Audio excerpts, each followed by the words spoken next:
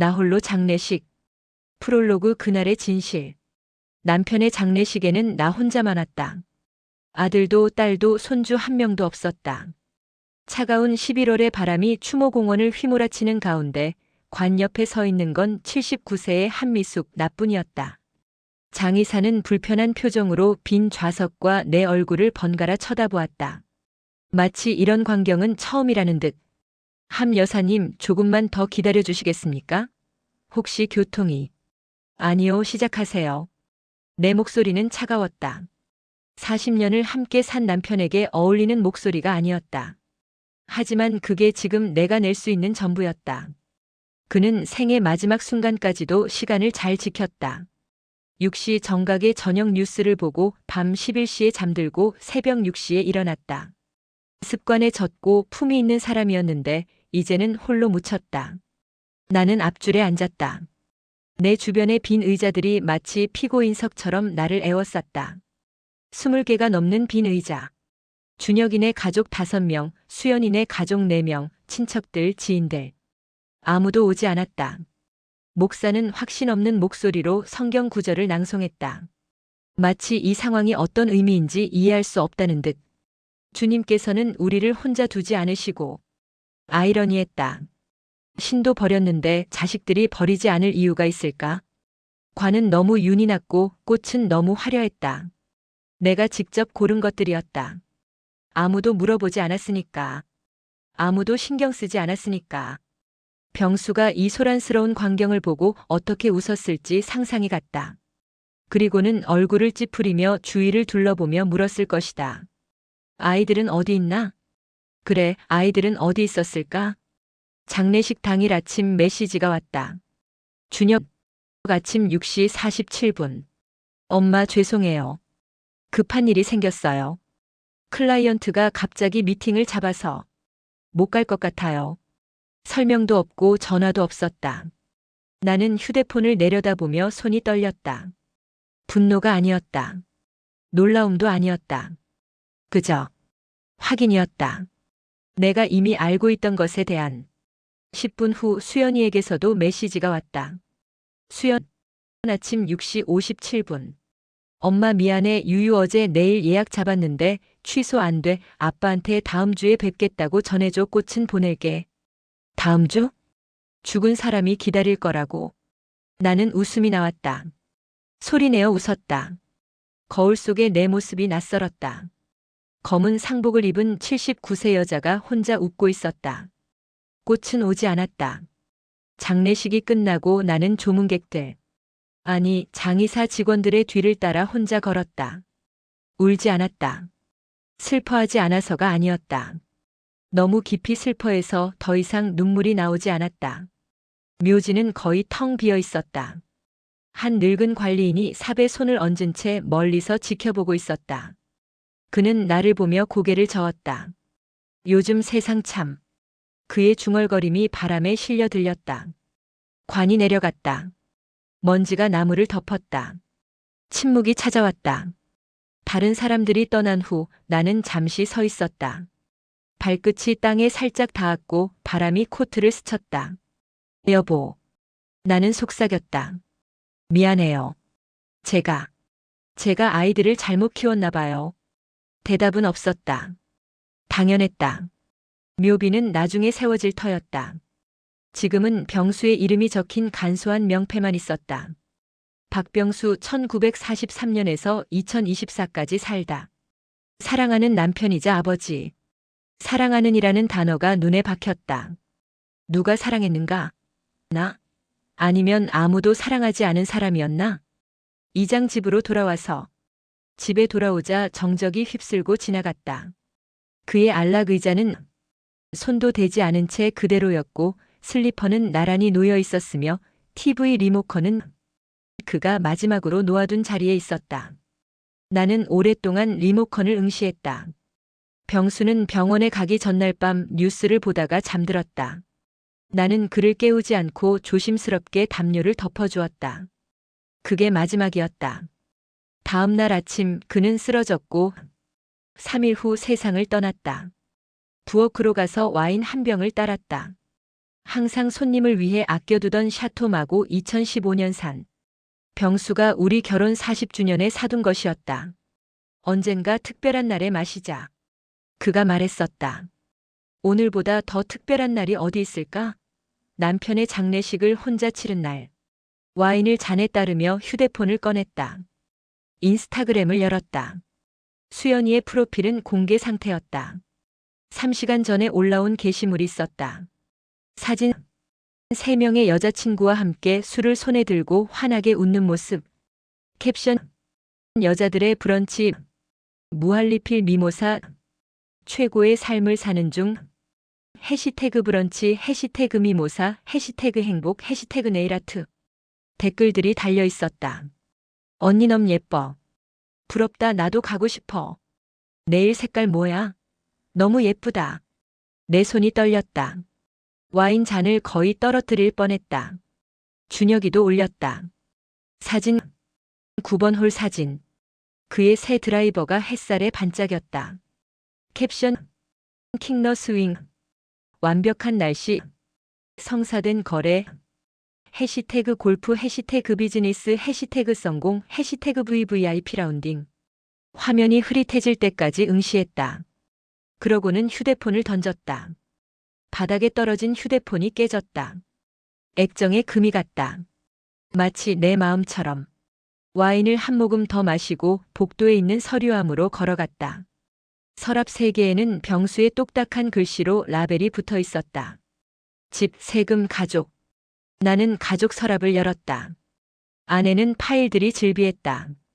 준혁, 교육, 사업, 수연, 집, 생활. 하나하나 꺼내서 식탁에 펼쳤다. 종이들이 쌓여갔다. 수표 사본, 은행 이체 기록, 영수증, 편지. 2003년 5월 15일 1,500만 원. 수연이의 결혼식. 엄마 작은 결혼식이잖아요. 우리는 그저 좋은 장소가 필요할 뿐이에요. 그 장소는 샹들리에와 현악 사중주 랍스터 요리가 있는 곳이었다. 2007년 8월 3일 780만 원. 수연이 집 지붕 수리. 지붕이 새고 있어요, 엄마. 아기 침대가 젖었어요. 1시간 만에 보냈다. 2011년 3월 22일 1200만 원. 지훈이 교정기. 지훈이가 학교에서 놀림받아요. 제발요, 엄마. 2013년 6월 10일 500만 원. 지훈이 로봇공학 캠프. 정말 큰일이에요, 엄마. 이게 지훈이 미래예요. 2014년 11월 2천만 원. 수연이 남편 해고. 그녀가 울면서 전화했을 때 나는 아무 말도 없이 보냈다. 준혁이의 파일은 더 두꺼웠다. 2005년 2,500만 원. 스타트업 창업 자금. 6개월도 안 돼서 망했다. 병수는 보내지 말라고 경고했다. 미수가 준혁이는 배워야 해. 넘어져야 일어서는 법을 알아. 나는 보냈다. 2008년 1,800만 원.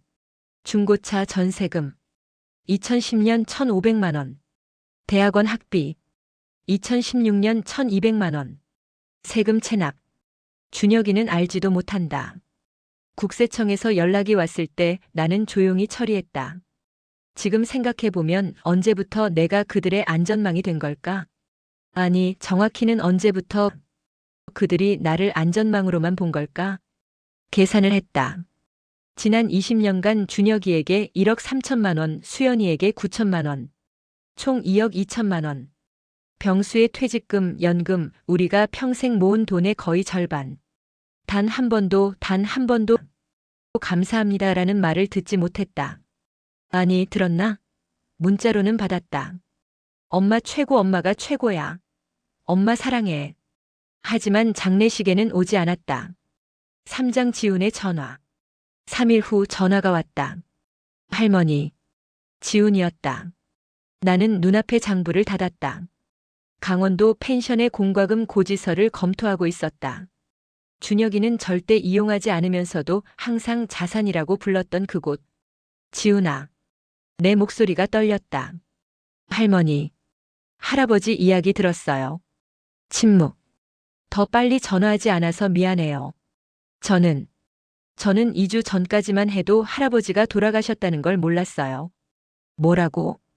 엄마가 저한테 말하지 않았어요. 할아버지가 아프시다고는 했지만 돌아가셨다고는. 내 가슴이 얼어붙었다. 지훈아, 엄마가 말하지 않았다고. 네. 그의 목소리가 갈라졌다. 친구가 조의금 목록을 보고 알려줬어요. 장례식장 홈페이지에 할아버지 이름이 있다고. 그래서 제가 뒤늦게 알고. 할머니, 정말 죄송해요. 제가 알았다면. 그는 울고 있었다. 나는 숨을 깊이 들이마셨다. 지훈아, 내 잘못이 아니야. 할머니를 만나러 가도 될까요?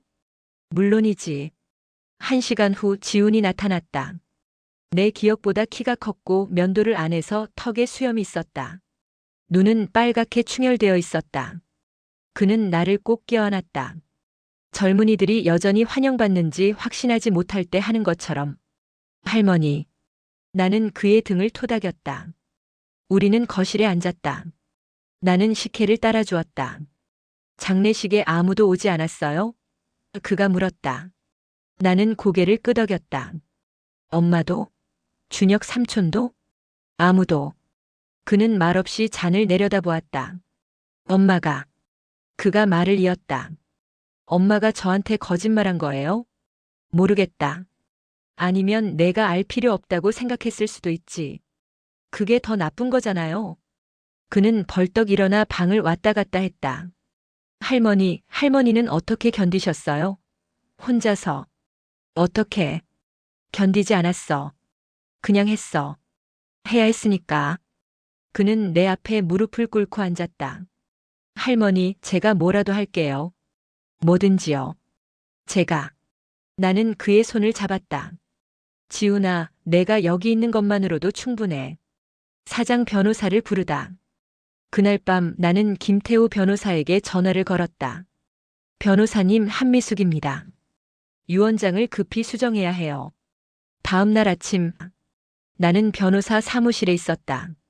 준혁이와 수연이를 완전히 제거할 예정이에요. 김 변호사는 놀라지 않았다.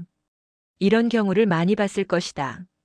손자 지훈이 명의로 취소 불가능한 신탁을 만들고 싶어요.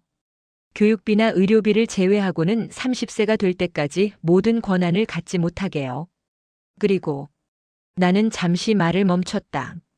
부모님이 손대지 못하도록 철저하게 보호해 주세요. 알겠습니다. 우리는 1시간 동안 서류를 검토했다. 집, 펜션, 투자계좌, 예금. 모든 것. 총 자산 가치 6억 3천만 원. 병수와 내가 평생 모은 돈. 이제 모두 지훈이에게 갈 것이다. 일주일 후 수연이가 나타났다. 아무런 예고도 없이. 검은색 SUV 타이어가 자갈길을 너무 빨리 으스러뜨리는 소리가 났다. 노크도 하지 않고 늘 그랬듯이 그냥 걸어 들어왔다. 엄마. 그녀는 큰 핸드백을 복도 테이블에 떨어뜨렸다. 명품 가방이었다. 내가 작년 생일에 사준. 전화하려고 했어요. 나는 일어나지 않았다. 빨래를 개고 있었다. 바빴어. 그녀는 내 대답을 비웃었다. 뭐 때문에 바빴대요? 나는 대답하지 않았다. 그녀는 부엌으로 들어가 물을 마셨다. 그래서 정말이에요? 지훈이가 말했어요. 유언장을 바꾸신다고? 그래. 네? 응, 너랑 준혁이는 제외할 거야. 수연이는 짧게 웃었다. 진심이에요? 우리가 엄마를 위해 해준 모든 일이 있는데요. 나는 이제 그녀를 올려다보았다. 수연아, 너는 아버지 장례식에 오지 않았잖아. 약속이 있었거든요. 내일 예약이었지. 그리고 브런치. 그녀의 얼굴이 창백해졌다. 사진 봤어. 인스타그램에 올린 거. 그건 친구들이 이미. 준혁이 골프 사진도 봤어. 침묵. 수연아, 너희에게 물어볼게. 내 아버지 마지막 모습이 뭔지 기억해? 그녀는 대답하지 못했다. 나는 기억해. 병원 침대에서 손을 잡고 아이들은? 이라고 물으시던 거. 내가 곧 올 거예요 라고 거짓말했던 거. 그리고 그이가 미수가 난 기다릴게라고 하셨던 거. 내 목소리가 떨렸다. 아빠는 기다렸어. 사흘을. 너희가 오기를. 그런데 아무도 오지 않았어. 그래서 혼자 돌아가셨어. 내 손만 잡고. 수연이는 눈물을 흘리기 시작했다. 엄마, 나는 내가 뭐라고 할지 관심 없어. 이미 결정했어. 이건 공평하지 않잖아요. 그래, 공평하지 않지. 40년을 함께 산 남편을 혼자 묻는 것도 공평하지 않아. 평생 돈을 주고 시간을 주고 사랑을 주고 마지막에는 혼자 남겨지는 것도 공평하지 않아. 나는 일어섰다. 수연아, 문 저쪽에 있어. 엄마, 나가. 다음 날 준혁이가 왔다. 혼자가 아니었다. 그의 아내 민정이와 함께였다. 엄마. 준혁이의 목소리는 차분했다. 연습한 듯 했다. 들어가도 될까요? 나는 비켜섰다. 거실에서 준혁이가 먼저 말을 꺼냈다. 엄마, 수연이한테서 들었어요. 유원장 이야기. 그래. 뭔가 오해가 있는 것 같아요. 오해? 민정이가 끼어들었다. 어머님, 힘든 시기라는 건 알아요. 상실의 아픔을 겪고 나면 감정이 격해지죠. 하지만 이런 중대한 결정을. 중대한 결정? 나는 그녀를 바라보았다. 시아버지 장례식에 안 오는 게 중대한 결정 아니었니? 민정이는 입을 다물었다. 준혁아. 나는 아들을 보았다. 내가 골프 치는 동안 난 혼자 아빠를 묻었어. 내가 킬러 스윙이라고 자랑하는 동안 난 혼자 명패를 보며 서 있었어. 준혁이의 얼굴이 굳어졌다. 엄마, 클라이언트가. 거짓말하지 마. 내 목소리가 차가워졌다. 난 내 스케줄 앱 비밀번호 알아. 12345. 내가 초등학교 때부터 쓰던 비밀번호지. 그날 내 스케줄 확인했어. 클라이언트 미팅 같은 건 없었어. 골프 라운딩만 있었지. VVIP 라운딩 절대 취소 불가라고 적혀 있더라. 준혁이는 창백해졌다. 어떻게 알았냐고? 너는 내 엄마가 바보라고 생각했구나. 민정이가 일어섰다. 어머님, 이건 너무 지나쳐요. 법적으로 뭐가 문제니? 나는 그녀를 바라보았다. 내 재산이고 내 결정이야. 변호사도 확인했어. 완벽하게 합법이야. 하지만 준혁은 장남이에요. 그래서? 내가 웃었다. 처음으로. 장남이라서 뭐가 다르니? 장남이라서 아버지 장례식에 안 가도 되는 거니? 장남이라서 내 돈만 받았으면 되니? 그는 나를 보았다. 엄마, 저는 좋은 아들이 아니었어요. 인정해요. 하지만 이게 뭐가 문제야? 내가 평생 나한테 한 일에 비하면 아무것도 아니야. 나는 서랍에서 파일을 꺼냈다. 준혁이에게 건넸다. 읽어봐. 그는 파일을 열었다. 얼굴이 점점 창백해졌다. 이게 다 뭐예요? 내가 나한테 받은 돈이야. 지난 20년간. 파일에는 모든 것이 기록되어 있었다. 날짜, 금액, 이유. 총액 1억 3천만 원. 1억 3천만 원. 나는 차분하게 말했다. 내 아버지 퇴직금의 절반이야. 준혁이는 말을 잃었다. 엄마, 나가. 엄마, 나가라고 했어. 내 목소리가 떨렸다. 분노가 아니었다. 슬픔도 아니었다. 그저 피곤함이었다. 그들은 떠났다. 이틀 후 민정이가 혼자 왔다. 이번에는 떡을 들고 있었다. 백화점에서 산 고급 떡이었다. 어머님. 그녀의 목소리는 달랐다. 더 부드러웠다. 들어가도 될까요? 나는 비켜섰다. 부엌에서 그녀가 말했다. 무슨 부탁을 하러 온 게 아니에요. 그럼 뭐 때문에? 감사하다고 말씀드리려고요. 나는 놀라서 그녀를 보았다. 그이한테 돈을 주지 않아서요. 그녀는 고개를 들었다. 준혁 씨는 스스로 일어서는 법을 배우지 못했어요. 어머님이 항상 받쳐주셨으니까요. 저도 마찬가지고요. 그리고 이제 그게 그냥 그 사람의 본 모습이 됐어요. 나는 아무 말도 하지 않았다. 저는 지쳤어요, 어머님. 준혁 씨가 어머님한테 손 벌리는 것도 제가 그걸 지켜보는 것도. 그래서 솔직히 어머님이 이렇게 하셔서 다행이에요. 왜 이제 와서 이런 말을? 더 이상 못 참겠어서요. 그녀는 가방에서 서류를 꺼냈다. 이혼 서류예요. 다음 주에 제출할 거예요. 나는 서류를 내려다보았다. 준혁이는 알아? 아니요. 어머님한테 먼저 말하고 싶었어요. 어머님이 용기를 주셨으니까요. 그녀는 미소 지었다. 처음 보는 진짜 미소였다. 어머님 당당하세요. 그들이 어머님을 악당으로 만들려 해도 진실은 달라요. 어머님은 평생 주셨어요. 이제는 어머님이 받을 차례예요. 그녀는 떠났다. 나는 오랫동안 서류를 바라보았다. 5장 지훈의 편지. 3일 후 지훈에게서 편지가 왔다. 손으로 쓴 편지였다. 요즘 시대에 할머니, 문자 대신 이 편지를 쓰고 싶었어요. 어떤 말은 타이핑으로는 충분하지 않으니까요. 먼저 말하고 싶은 건 할아버지를 제대로 보내드리지 못해서 정말 죄송하다는 거예요. 엄마가 저한테 말하지 않았다는 게 변명이 될 수는 없어요. 제가 더 자주 연락했어야 했는데, 제가 더 관심을 가졌어야 했는데. 할머니, 솔직히 말씀드릴게요. 저는 우리 가족이 이상하다고 느낀 지 오래됐어요. 엄마는 항상 바빴고 할머니를 당연하게 생각했어요. 준혁 삼촌도 마찬가지고요. 저는 어렸을 때부터 그게 이상하다고 생각했어요. 할머니는 항상 저를 있는 그대로 봐주셨어요. 더 똑똑해지라고, 더 성공하라고, 더 뭔가가 되라고 강요하지 않으셨죠.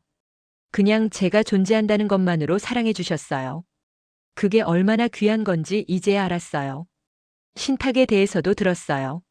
할머니 정말 놀랐어요. 하지만 동시에 자랑스러웠어요. 할머니가 당당하게 선택하셨다는 게. 할머니 약속할게요. 이 집을 잘 지킬게요. 할머니와 할아버지가 만드신 것들을 소중히 할게요. 그리고 언젠가 제가 가족을 꾸리게 되면 할머니처럼 사랑하는 법을 가르칠게요. 조건 없는 사랑을요. 사랑해요, 할머니. 지훈 올림. 나는 편지를 3번 읽었다. 그리고 울었다. 장례식 이후 처음으로. 6장 자식들과의 갈등. 일주일 후 수연이가 다시 왔다. 이번에는 울고 있었다. 엄마. 그녀는 문간에 무릎을 꿇었다. 엄마 제발요. 제발 다시 생각해 주세요. 일어나 수연아. 엄마 저는 정말 미안해요. 제가 잘못했어요. 제가. 일어나라고. 그녀는 일어섰다. 얼굴이 망가져 있었다. 마스카라가 번져 있었다. 엄마 저는 진짜로 몰랐어요. 제가 얼마나 잔인했는지. 제가 얼마나. 수연아. 나는 그녀의 손을 잡았다. 내가 정말 몰랐니? 아니면 알고 싶지 않았니? 그녀는 대답하지 못했다. 내 아버지가 병원에 계실 때 난 너한테 매일 문자를 보냈어. 아빠가 너를 보고 싶어 하셔. 오늘은 컨디션이 좀 나아지셨어. 내일 오면 좋을 것 같아. 엄마. 넌 한 번도 답장하지 않았어. 읽음 표시만 떴지. 너는 알았어, 수연아. 내가 오지 않기로 선택한 거야. 수연이는 무너졌다. 바닥에 주저앉아 울기 시작했다. 엄마 저는 너무 바빴어요. 정신이 없었어요. 그리고 무서웠어요. 나는 놀라서 그녀를 보았다. 무엇이? 아빠가 죽는 걸 보는 게 무서웠어요. 저는 죽음을 본 적이 없어요. 그래서 도망쳤어요. 그녀는 얼굴을 가렸다. 저는 비겁했어요, 엄마. 알아요. 제가 얼마나 끔찍한 딸인지 알아요. 나는 그녀 옆에 앉았다. 수연아, 두려움은 이해할 수 있어. 하지만 내 아버지는 내가 필요했어. 마지막까지. 그런데 넌 내 두려움을 선택했지. 미안해요, 엄마.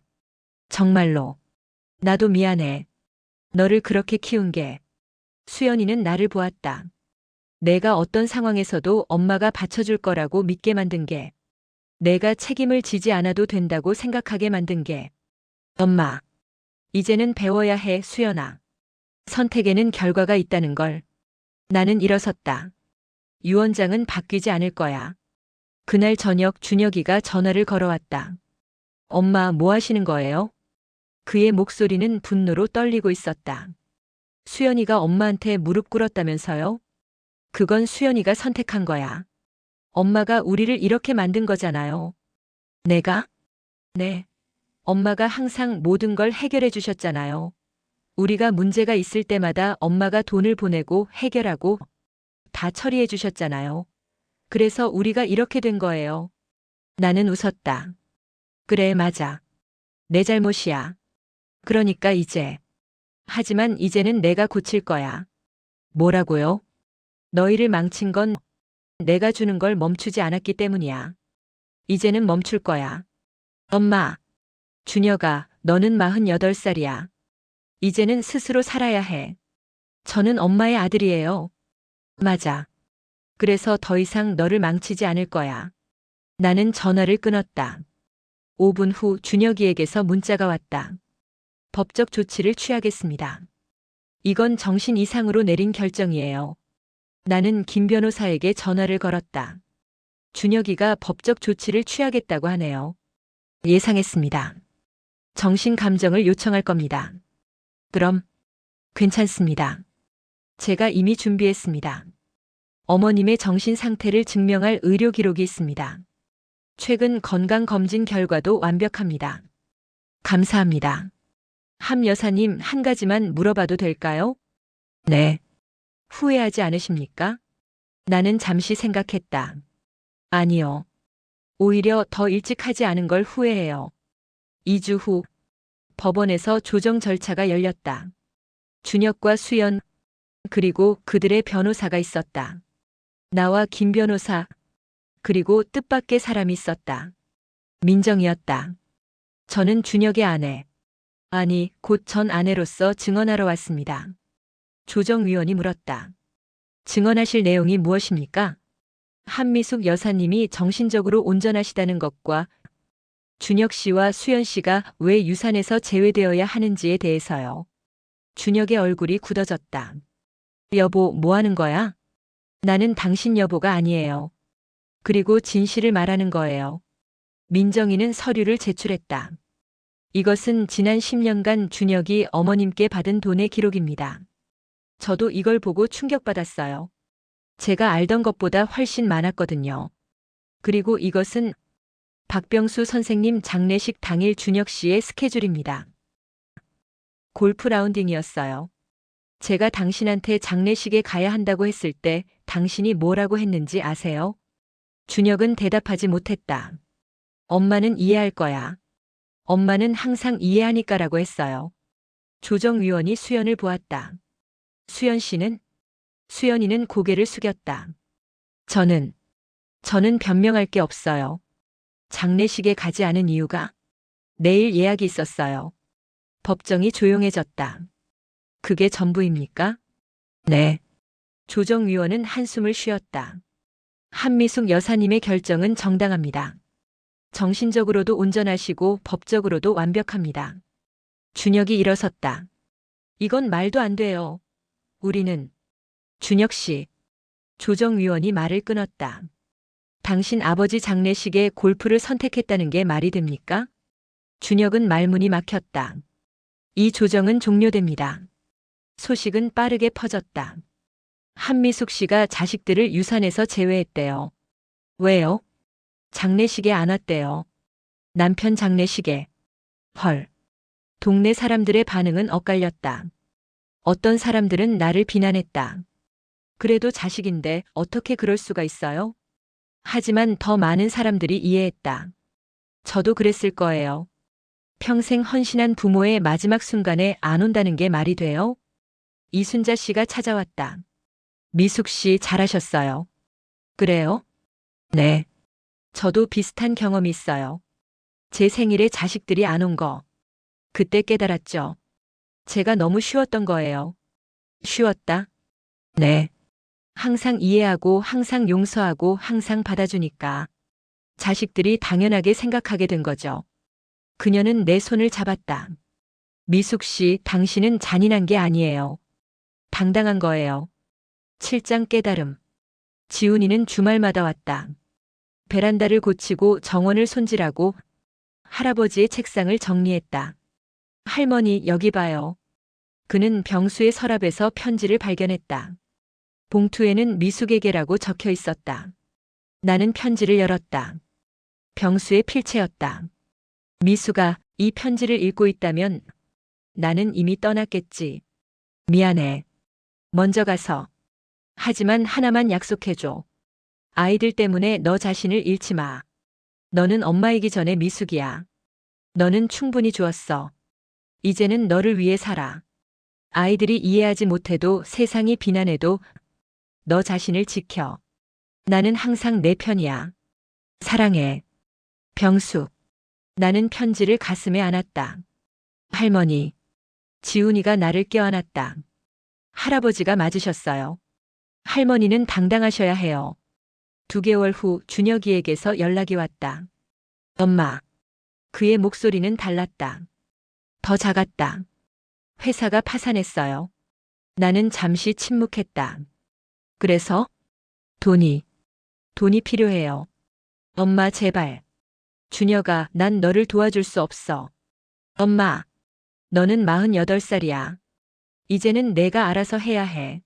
하지만 준혁아, 내가 너를 사랑하지 않는 게 아니야. 오히려 사랑하기 때문에 안 도와주는 거야. 그게 무슨 말이에요? 너는 평생 넘어진 적이 없어. 왜? 내가 항상 받쳐줬으니까. 이제는 넘어지는 법을 배워야 해. 그래야 일어서는 법도 배우니까. 나는 전화를 끊었다. 마음이 아팠다. 하지만 확신이 있었다. 이게 진짜 사랑이라는 것을. 3개월 후 수연이가 찾아왔다. 이번에는 달랐다. 명품 가방도 과한 화장도 없었다.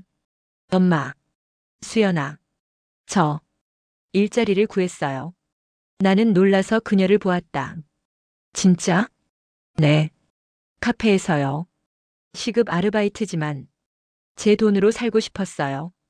그녀는 미소 지었다. 오랜만에 보는 진짜 미소였다. 엄마가 맞았어요. 뭐가? 저는 평생 공짜로 살았어요. 엄마 돈으로, 엄마 시간으로. 하지만 이제는 다르게 살고 싶어요. 나는 그녀의 손을 잡았다. 자랑스럽구나. 엄마. 하지만 유언장은 안 받고. 그녀는 고개를 끄덕였다. 알아요. 그리고 괜찮아요. 지훈이가 더 자격이 있어요. 8장 1년 후. 1년이 지났다. 지훈이는 대학을 다니면서 주말마다 집에 왔다. 정원은 새롭게 단장되었고 베란다는 말끔히 수리되었다. 준혁은 새 회사에 취직했다. 월급은 예전보다 적었지만 처음으로 자기 힘으로 버는 돈이었다. 수연은 카페 매니저가 되었다. 작은 시작이었지만 그녀는 행복해 보였다. 그리고 나는 평화로웠다. 어느 날 지훈이가 물었다. 할머니 후회하세요? 뭐를? 그때 결정을요. 나는 미소 지었다. 아니, 전혀. 오히려 더 일찍 하지 않은 걸 후회해. 왜요? 왜냐하면 이제야 알았거든. 진짜 사랑이 뭔지.